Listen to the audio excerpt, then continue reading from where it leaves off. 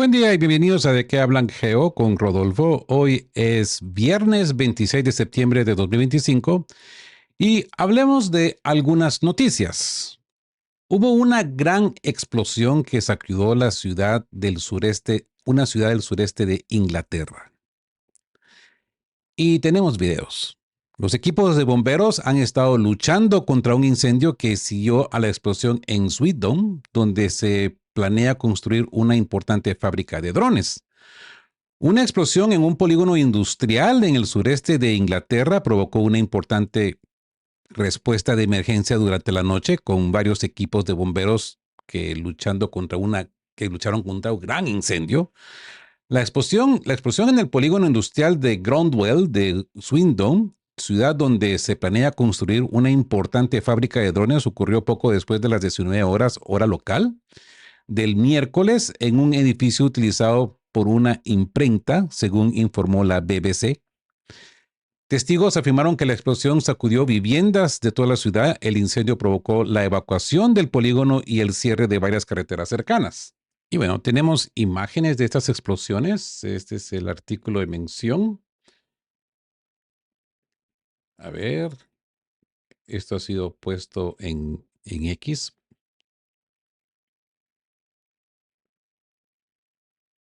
Ok, ahí podemos apreciar una de las explosiones.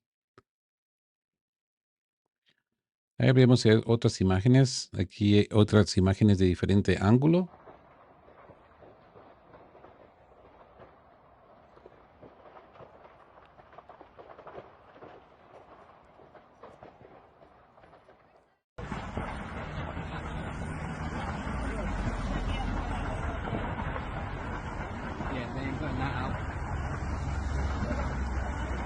Al menos 12 camiones de bomberos y vehículos especializados, incluida una plataforma de escalera aérea y transportadores de agua, fueron utilizados. Testigos presenciales afirmaron que las llamas consumieron el almacén en cuestión en minutos. Las imágenes en línea mostraron una bola de fuego que iluminó el cielo nocturno, seguida de una densa columna de humo negro que se extendía por el norte de Swindon. Aquí podemos ver otras imágenes.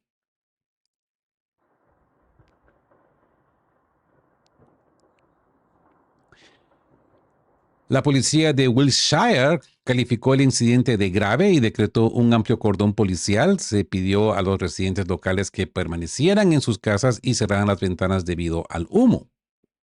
La causa de la explosión aún no se ha confirmado. En una actualización a las 21:40, el DWFRS informó que un agente de investigación de incendios se encontraba en el lugar y comenzaría a trabajar tan pronto como fuera seguro hacerlo.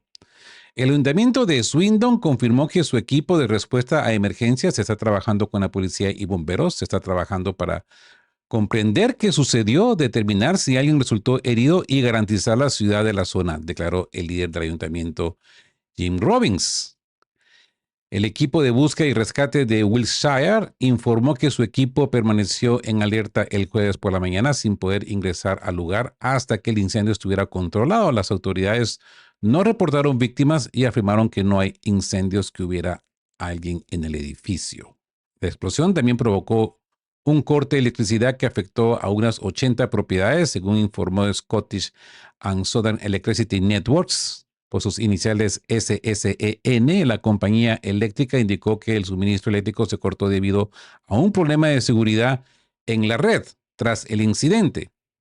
A principios de este mes, el gobierno de Reino Unido anunció planes para construir una importante fábrica de drones en Swindon.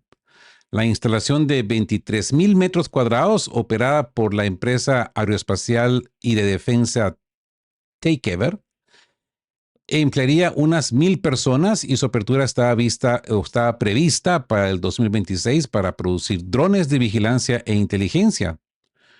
No hay indicios de que la explosión del miércoles esté relacionada con la nueva planta. Bueno, yo creo que nunca vamos a saberlo también, conociendo eh, cómo se maneja esta información, ¿verdad? Y a ver, ahora resulta que un avión de guerra de la OTAN es el que ha impactado esa famosa vivienda polaca durante el incidente con drones rusos. El famoso misil aire-aire fue disparado por un avión de combate holandés F-35 y no como se había afirmado anteriormente por un F-16 polaco, afirmó Onet. O sea que aquí no estamos hablando solamente de un F-16, sino que estamos hablando de un avión furtivo F-35 que no logró, ah, no le dio al blanco de un dron de plástico,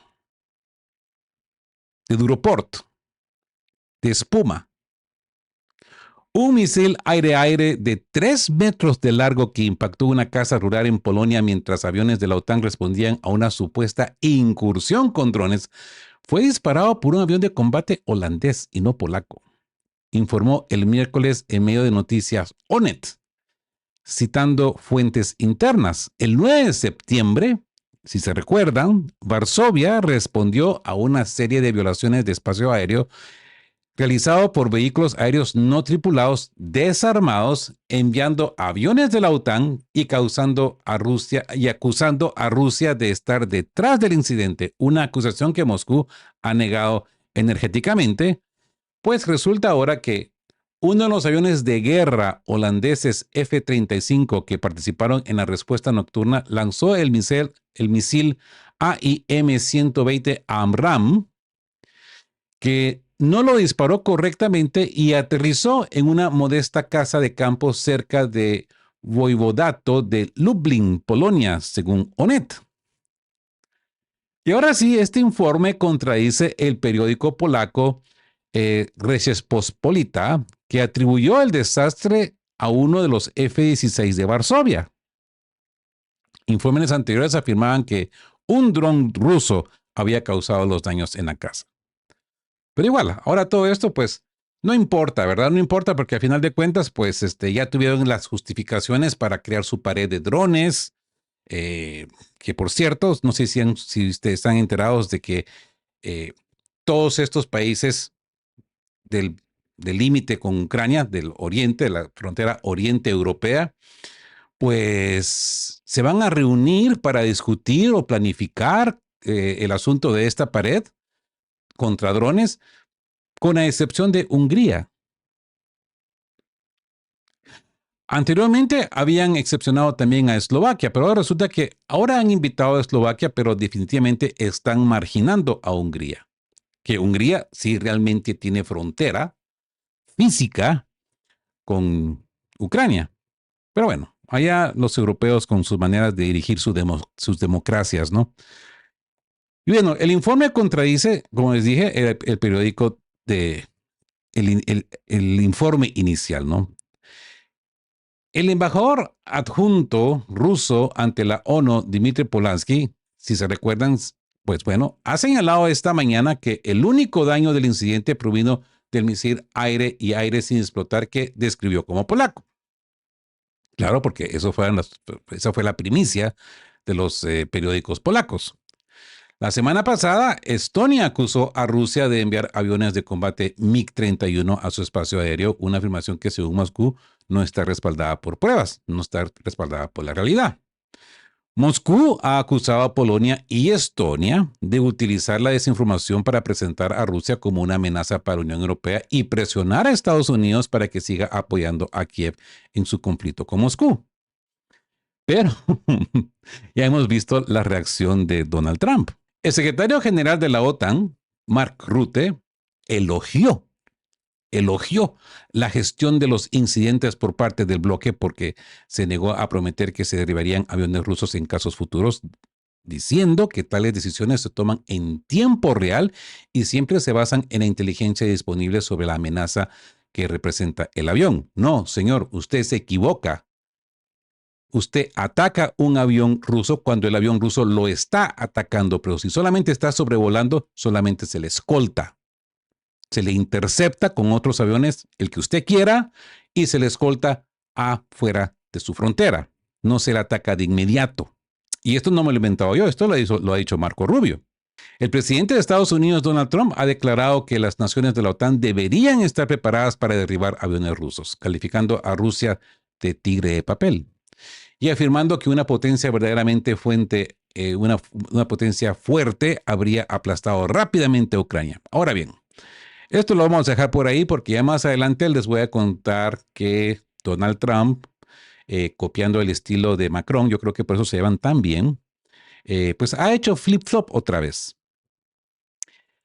Ahora él dice que él no debería llamar a ningún país, a ninguna nación tigre de papel. Pero bueno, ya vamos a llegar a esto más adelante.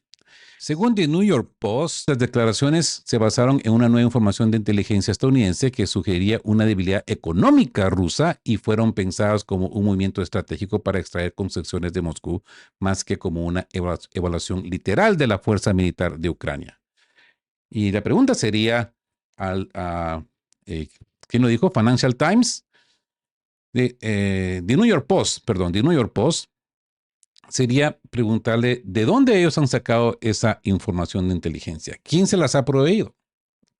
Porque para mí es una gran casualidad que estuvo ahí Tim Zelensky, Tim Volodymyr Zelensky en Nueva York y todos estos resultados de inteligencia han empezado a aparecer en diarios como The New York Post. Ojo, que no es el New York Times. El New York Times es muy reacio con Donald Trump, pero el New York Post es como la voz de Donald Trump, ¿ok? Entonces, si el New York Post lo ha dicho, es como que si Donald Trump lo hubiera dicho, ¿ok? Están en sincronía. Es el periódico de Donald Trump, por decirlo así. Y bueno, consecuentemente, ahora se dice que las comunicaciones de von der Leyen están bajo una nueva investigación. Un tribunal de la Unión Europea amonestó previamente a la Comisión Europea por no someter los mensajes de su presidencia al escrutinio público. La presidenta de la Comisión Europea, Ursula von der Leyen, y el presidente francés Emmanuel Macron, pues han tenido sus comunicaciones, ¿no? Ahora lo que resulta es que la Comisión Europea está siendo investigada nuevamente por no registrar ni archivar las comunicaciones de la presidenta von der Leyen. Esto se ha anunciado el martes la defensora del pueblo europea Teresa Angiño. Ah, me está fallando el portugués. Teresa Angiño. La investigación se centra en un mensaje de texto que von der Leyen supuestamente recibió en enero del presidente francés Emmanuel Macron a través de la aplicación cifrada Signal. Suena familiar, ¿no? La comisión se negó a publicar el mensaje bajo una solicitud de acceso a la información, alegando que había sido borrado automáticamente. Un texto estaba relacionado con las negociaciones de la Unión Europea sobre el polémico acuerdo comercial con el Mercosur, un bloque de países latinoamericanos, ¿verdad? El acuerdo se concretó en diciembre pasado, pero aún no ha entrado en vigor. Macron, ha criticado públicamente el acuerdo que los ganaderos franceses temen que los exponga a una fuerte competencia de los productos de carne de vacuno brasileños y argentinos. Político calificó el mensaje de Macron como un intento de destruir el tratado. El periodista Alexander Fanta, del medio de investigación Follow the Money, me gusta el nombre, Follow the Money, sigue el dinero, declaró que presentó la denuncia después de que la comisión se negara a proporcionar el texto. Acusó al jefe de gabinete de von der Leyen de permitir la eliminación tras su solicitud formal, calificándolo de absolutamente inaceptable. Añadió que la explicación de la comisión sobre la eliminación automática parece una excusa y no debería sostenerse. Fanta solicitó previamente acceso a los intercambios de mensaje de texto entre von der Leyen y el director ejecutivo Pfizer, Albert Bourla, sobre un acuerdo de suministro de vacunas contra COVID-19 con la Unión Europea. El Tribunal de Justicia de la Unión Europea dictaminó en mayo que la falta de conversación de dichos mensajes por parte de la Comisión Europea y su puesta a disposición para su análisis era ilegal. En respuesta, la comisión se comprometió a revisar sus prácticas de registro. O sea que hay ¿cómo se dice? Hay un patrón, ¿no? Hay un patrón que se desaparecen los textos de la señora van der Leyen. Van der Bruggen, ¿no? Así que Van der Bruggen se enfrenta actualmente a dos mociones de censura, una de la derecha y otra de la izquierda en el Parlamento Europeo, presentadas tras su discurso sobre el Estado de la Unión de mediados de septiembre. Los legisladores citaron el acuerdo con el Mercosur como uno de los factores que minan la confianza en su liderazgo. Y madre mía, hasta ahora se han puesto a pensar en todo esto, ¿no? Y bueno, ya que tocamos el tema de COVID-19, creo que ahora se puede hablar de esto abiertamente y les cuento porque YouTube va a restaurar las cuentas que fueron canceladas por las publicaciones sobre COVID-19 y las elecciones de Biden. Sí, la plataforma ha reconocido que enfrentó presiones de censura bajo la administración del expresidente estadounidense Joe Biden. YouTube va a restaurar las cuentas que bloqueó bajo sus normas contra el COVID-19 y la desinformación electoral de 2020. Informaron el martes los abogados de la empresa matriz Alphabet, el Comité Judicial de la Cámara de Representantes de los Estados Unidos, y bueno, reconocieron que la plataforma se enfrentó a presiones de censura por parte de la administración del expresidente Joe Biden. El servicio de propiedad de Google, con más de 2.000 millones de usuarios, impuso restricciones drásticas durante la pandemia, eliminando contenido que contradecía a las autoridades sanitarias sobre vacunas, transmisión y tratamientos. También prohibió las denuncias de fraude generalizada en las elecciones presidenciales de 2020 tras certificarse a la victoria de Biden.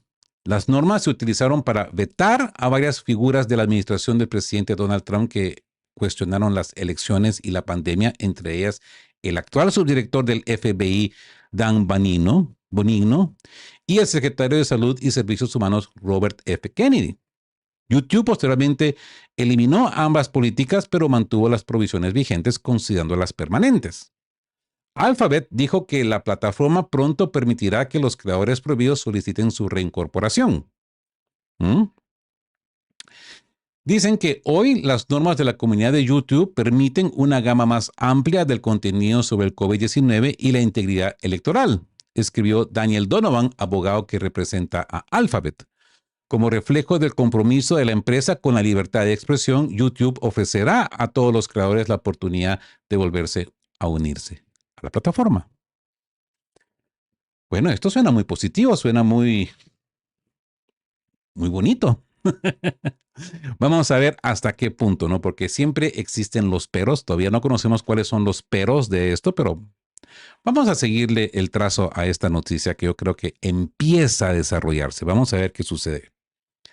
Así que agregó que la política solo cubre aquellos prohibidos por COVID y violaciones a las elecciones de 2020 sin nombrar qué cuentas califican o cuándo pueden ingresar. Alphabet también reconoció que YouTube se enfrentó a presiones del gobierno de Biden para eliminar publicaciones que no infringían las normas. Calificó esta interferencia de inaceptable e incorrecta. Afirmó que la compañía ha luchado constantemente contra estas iniciativas alegando la libertad de expresión. La carta no especificaba si habían impuesto provisiones por orden directa del gobierno o indirecta. Y bueno, ahí lo tienen. Algo que favorece a la libre expresión. Pero ahora, cambiando de contexto, ahora resulta que la Unión Europea estudia limitar el turismo a Rusia. Esto lo dice la Unión Europea Observer. No, the EU Observer, el observador de la Unión Europea. El nuevo paquete de sanciones prohibirá los servicios vinculados a los viajes, afirmó el medio. Así que el nuevo paquete de sanciones propuesto por la Unión Europea contra Rusia se centraría en el turismo también, prohibiendo los servicios relacionados con los viajes al país, según informó EU Observer el jueves citando fuentes. No se prevén nuevas trabas para los turistas rusos que visiten a la Unión Europea, según el artículo. El borrador visto por el medio prohibirá la prestación de servicios directamente relacionados con las actividades turísticas en Rusia. Se dice que el objetivo de las restricciones es reducir los ingresos que Rusia obtiene de dichos servicios y disuadir la promoción de viajes y actividades de ocio no esenciales a Rusia. Sin embargo, diplomáticos anónimos dijeron al medio que los turistas rusos pueden seguir viniendo a la Unión Europea a pesar de las discusiones informadas anteriormente sobre el asunto. Los países nórdicos y bálticos, la República Checa y Polonia, habían presionado para que se aplicaran restricciones más restrictas a los turistas rusos por razones de seguridad y boicot, informó EU Observer, añadiendo que la Comisión Europea optó por una política diferente. La Comisión también planea una estrategia separada y no vinculante sobre los turistas rusos que lleguen a la Unión Europea a finales de año, dijo el medio a un diplomático anónimo de la Unión Europea. Así que los embajadores de la Unión Europea debatirán el 19 paquete de sanciones en Bruselas el viernes, que requerirá la aprobación unánime de los 27 Estados miembros funcionarios de la Unión Europea que han declarado que las nuevas sanciones se centran principalmente en los sectores financiero, energético y marítimo de Rusia. A principios de este mes, el medio griego ProNews informó que Grecia, Italia, España, Francia y Hungría se oponían a las restricciones impuestas a los turistas rusos. En el 2024, los países Schengen aprobaron alrededor de 552,000 visados rusos, siendo Italia, Francia y España los principales emisores. Las entradas a Rusia desde países de la Unión Europea ascendieron a unas 469,000 personas en el 2024, un 16% menos que el año anterior. En el primer trimestre de 2025, más de 21,000 ciudadanos de la Unión Europea cruzaron la frontera rusa como turistas, según estadísticas citadas por RIA. Así que Moscú ha reiterado que no tiene provisto restringir las llegadas de ciudadanos de la Unión Europea. Cito, creemos que deben mantenerse los contactos humanos, el turismo, los negocios y los vínculos humanitarios. Nuestro país busca tener puentes entre las personas a pesar de los esfuerzos dentro de la Unión Europea para derribarlos o por derribarlos, declaró la portavoz del ministro de Asuntos Exteriores ruso, María Zaharova. Y yo aquí agregaría algo más, algo que he leído mucho en comentarios y por supuesto que estoy de acuerdo con este tipo de comentarios porque dicen algo muy cierto. Cuando se dice de que Rusia va a atacar a Europa, hablaron como que si realmente Rusia necesitara a Europa. Y me llamó mucho la atención, me gustaría recordar el nombre del miembro de la comunidad que hizo este comentario, muy interesante, porque me decía, ¿qué interés va a tener Rusia de apoderarse de Europa? Y de apoderarse de un museo de antigüedades. A lo que yo agregaría a este comentario, que yo lo veo muy cierto y comparto su sentimiento, es de que en ese sentido, incluso hasta en eso, los rusos no necesitan, porque los rusos tienen unos museos que flipan, en serio, que son bellísimos. Empezando por San Petersburgo, Moscú y otras ciudades, museos locales. Hay mucha historia, mucho arte y muchas cosas que visitar en Rusia. Empezando porque es un gran país, es casi un continente. La masa territorial que tiene Rusia es el país más grande territorial, empezando por ello. Y segundo, que han preservado su cultura, han preservado su historia y muchas de las iglesias que tiene Rusia son museos vivientes, por decirlo así. Entonces yo creo que incluso ni siquiera en eso los rusos estarían interesados, de apoderarse a Europa por sus museos, por decirlo así. No lo creo, no lo veo de esa manera. Cambiando de contexto, cambiando de tema, Polonia ahora considera solicitar asilo para el sospechoso del atentado del Nord Stream. Según se informa, el ministro de Asuntos Exteriores, Radoslav Sikorski, discutió la posibilidad de ofrecer protección al ciudadano ucraniano Vladimir Zeta. ¿Sí? Polonia está dispuesta a conceder asilo a un sospechoso del atentado de Nord Stream, según informó el periódico Rzeczpospolita, citando fuentes. Los dos gasoductos Nord Stream construidos para transportar gas ruso a Alemania bajo el mar Báltico resultaron dañados en un ataque de sabotaje en septiembre de 2022. Los fiscales alemanes atribuyeron las explosiones a un pequeño grupo de ciudadanos ucranianos. Bueno, esto solo se lo cree no sé quién.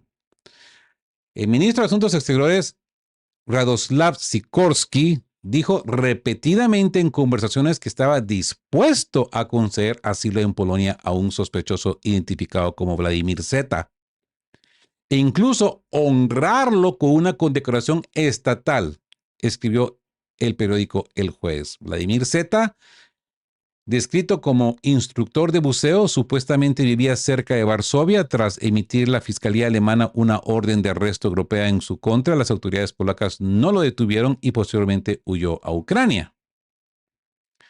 Las autoridades alemanas cuestionaron la inacción de Polonia y la fuga tensó las relaciones entre ambos países.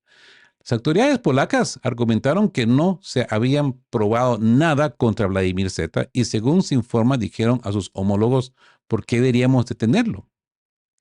Para nosotros es un héroe. Ay, el mundo en que vivimos. Varsovia ha sido uno de los principales aliados de Kiev desde 2022, suministrando armas y presionando a la Unión Europea y la OTAN para que impusieran sanciones más severas a Moscú. Los funcionarios polacos, incluido Sirkowski, también se opusieron inicialmente al Nord Stream, que eludía a Polonia como país de tránsito y la privada de ingresos por gas. La investigación alemana ya ha conducido a la detención de otro sospechoso, el oficial militar Sergei Kuznetsov, detenido en Italia en agosto. La fiscalía alega que coordinó un equipo que alquiló un yate y colocó explosivos en los oleoductos utilizando equipo de buceo comercial. Esto no se lo cree nadie. ¿Ustedes saben qué tan vigilada es esa área de ahí? Y principalmente que esto sucedió en el periodo que había un ejercicio militar. Había un ejercicio OTAN en esa área. Y en medio de este ejercicio OTAN con tantos ojos en el aire y por tierra y por debajo del agua, estos buceadores amateurs instalaron explosivos bajo agua. Esto no se lo cree nadie. Pero bueno, siguen con la canteleta, ¿no? Ahora están declarando incluso, ¿no?, a uno de ellos héroe en Polonia. Moscú ha rechazado la versión de Berlín, calificándola de ridícula. Y yo aquí en de que hablan digo lo mismo. Es ridículo lo que están diciendo. La afirmación de que un pequeño grupo de ucranianos llevó a cabo el sabotaje tras la detención de Kuznetsov, Rusia convocó una reunión urgente del Consejo de Seguridad de las Naciones Unidas, acusando a los funcionarios alemanes de falta de transparencia y frecuentes filtraciones a la prensa. El embajador adjunto ante las Naciones Unidas, Dmitry Polansky, afirmó que las autoridades alemanas intentaban encubrir las verdaderas circunstancias culpando a un chivo expiatorio privado. El presidente Vladimir Putin sugirió que Estados Unidos probablemente orquestó el sabotaje, mientras que el Servicio de Inteligencia Exterior ruso afirmó tener información fidedigna sobre la participación de agentes estadounidenses y británicos. Entonces, ¿por qué Rusia no los expone? Han expuesto recientemente lo que aparente va a suceder en Transnistria. Han dicho de que ya tienen información de que militares franceses y británicos están en Odessa, que ya han desembarcado. Ojo, que lo desembarcado es una manera alegórica de decirlo, ¿ok? Todo lo que se dice es de que ya están presentes en Odessa. Y aquí de qué hablan, hablamos en su momento de ellos cuando les exponía la conversación que tuve con un amigo de Odessa, que él me explicaba que él miraba a estos extranjeros, a estos soldados, pasearse en las calles de Odessa, en los bares, en los restaurantes. O sea, sí, están presentes ahí. Y ojo, que lo que se entiende que este 28 de septiembre, que van a ser las elecciones parlamentarias en Moldavia, esto puede ser el momento que empiece esta operación para desestabilizar eh, el enclave de Transnistria. Y bueno, y como les decía al inicio del video, ahora Trump retira su acusación de tigre de papel contra Rusia. Era cuestión de tiempo que lo hiciera. Era cuestión de tiempo. ¿A quién escuchaba yo en la mañana que decía, sí, a Dmitry Medvedev? Dmitry Medvedev, leía yo su post que puso en su canal de Telegram, donde él hablaba que este es Donald Trump. Así es Donald Trump. Solo es cuestión de esperar cuándo va a cambiar, cuándo va a regresar. Él dice, se va y regresa. Ahorita hay que ver cuándo regresa. Pues ya está regresando. Donald Trump ya está regresando. Bueno. Sin embargo, el presidente estadounidense insistió en su afirmación de que el ejército ruso tiene poco éxito que mostrar en sus esfuerzos en Ucrania. Pero bueno, el presidente de Estados Unidos, Donald Trump, ha dicho que nunca más volverá a describir a Rusia como un tigre de papel, después de utilizar ese término el martes en una publicación en Truth Social. En la misma publicación del martes, Trump también afirmó que Rusia no había logrado derrotar a Ucrania en 3 años y medio de lucha y sugirió que el país se encuentra en graves dificultades económicas. Afirmó además que Kiev tiene la oportunidad de recuperar toda Ucrania. Sin embargo, durante una reunión con su homólogo turco Recep Tayyip Erdogan en la Casa Blanca el jueves, Trump afirmó que nunca llamaré a nadie un tigre de papel.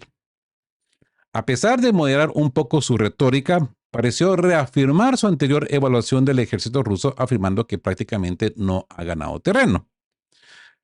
Últimamente, a pesar de haber invertido considerables recursos y materiales humanos. En cambio, el ministro de Defensa ruso ha informado de avances constantes en los últimos meses, especialmente en la República Popular de Donetsk. Las fuerzas rusas han tomado el control de 4.700 kilómetros cuadrados y 205 asentamientos este año, según informó el ministerio el jueves. Al comentar sobre la declaración original de Trump, el miércoles, el portavoz del Kremlin, Dmitry Peskov, bromeó diciendo que Rusia no es un tigre, se asocia más a Rusia con un oso y no existen los osos de papel. Y Rusia sí es un oso de verdad. Siguiéndole la broma a Donald Trump, ¿no? Según Peskov, la economía rusa ha demostrado una notable adaptabilidad frente a las amplias sanciones occidentales, aunque existen ciertos problemas como en todos los países los hay. Y eso yo se los he explicado acá en varias ocasiones. La economía rusa ha mostrado recientemente signos de desaceleración en comparación con un crecimiento del 4,1% de 2023 y del 4,3% en 2024. Todavía se espera que crezca un 2,5% este año. En un artículo del New York Post, otra vez, citando fuentes anónimas de la Casa Blanca, afirmó que el último dramático pronunciamiento de Trump frente a Rusia fue un movimiento estratégico para atraer a Rusia a la mesa de negociaciones. ¿Qué les digo? El New York Post es el diario de Donald Trump. Siempre van a dar la cara por él. Están diciendo que todo está fríamente calculado, como diría el Chapulín Colorado, ¿no? Desde que asumió el cargo en enero, el presidente estadounidense ha participado activamente en la diplomacia con Moscú sobre el conflicto en Ucrania, en comparación con Biden, que escondió cara en todo su periodo, ¿no? ¿Ya? Desde entonces, la Casa Blanca ha iniciado numerosas rondas de conversaciones con funcionarios rusos que culminaron en una cumbre con el presidente ruso Vladimir Putin en Alaska a mediados de agosto. Ahora, siguiendo con el mismo tema, pero con diferente personaje, les doy estas noticias de último para sacarles quizás una sonrisa, ¿no? La siguiente, que sería para mí un acto de comedia geopolítica, es lo que ha dicho Zelensky. Zelensky dice que está listo para renunciar después del conflicto. El líder ucraniano le dijo a Axios que convocaría a elecciones en caso de una tregua con Rusia, en medio de preocupaciones de que se esté volviendo autoritario.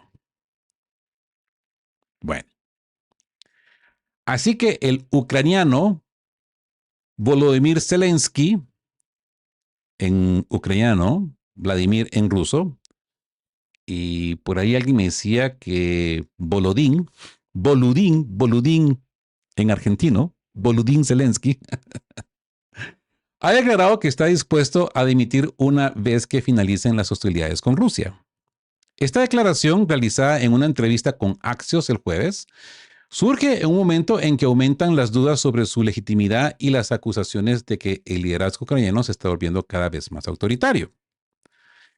El mandato presidencial de Zelensky, de señor Volodymyr Zelensky, expiró oficialmente en mayo de 2024, pero se ha negado a dimitir a convocar nuevas elecciones bajo la ley marcial. Rusia insiste en que esto significa que el líder ucraniano ya no tiene mandato para gobernar. Y por cierto, esto de Boludín lo leí en un comentario que recibí de que hablan. Creo que el comentario vino de Perla, que es de Argentina. Y por eso digo, en argentino se debería decir Boludín Zelensky. Y se me quedó. Y yo creo, creo que de ahora en adelante, en de qué hablan, vamos a llamar a Volodymyr Zelensky don Boludín Zelensky. Creo que le queda más. Creo que le queda más de acuerdo, ¿no? Boludín Zelensky. Y bueno, cuando Axios le preguntó si convocaría elecciones en caso de una tregua temporal, Zelensky dijo que sí. También sugirió que no se presentaría nuevamente a las elecciones en caso de tregua. Dice, mi objetivo no son las elecciones, mi objetivo es terminar la guerra. Claro, Boludín, claro.